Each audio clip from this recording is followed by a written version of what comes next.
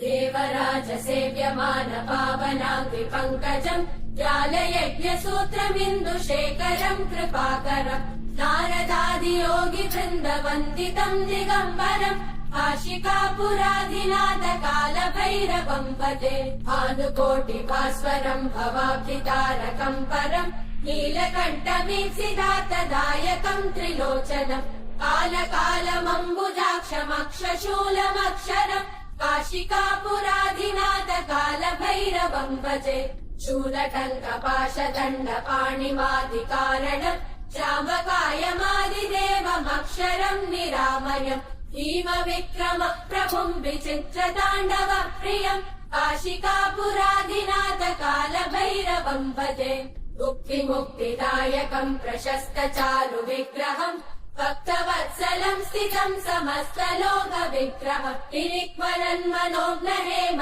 किङ्किणीलसत्कटिम् काशिकापुराधिनाथ कालभैरवम् भजे धर्मसेतुपालकम् त्वधर्ममार्गनाशकम् कर्मपाशमोचकम् सुशर्मदायकम् विभुम् स्वर्णवर्णशेषपाशशोभिताङ्गमण्डलम् काशिकापुराधिनाथ कालभैरवम् भजे रत्नपादुका प्रभाविरामपादयुग्मकम् नित्यमद्वितीयमिष्टदैवतम् निरञ्जनम् मृत्युदर्पनाशनम् करालकम् श्रमोक्षणम् काशिकापुराधिनाथ कालभैरवम् भजे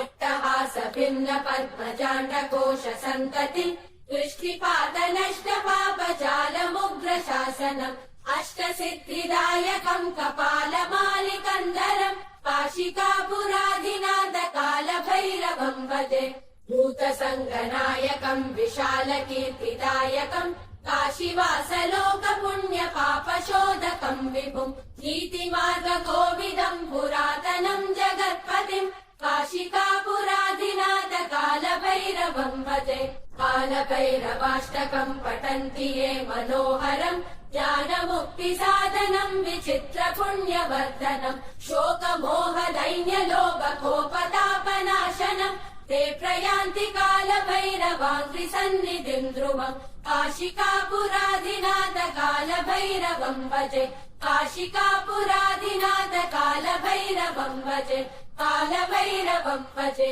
कालभैरवम् भजे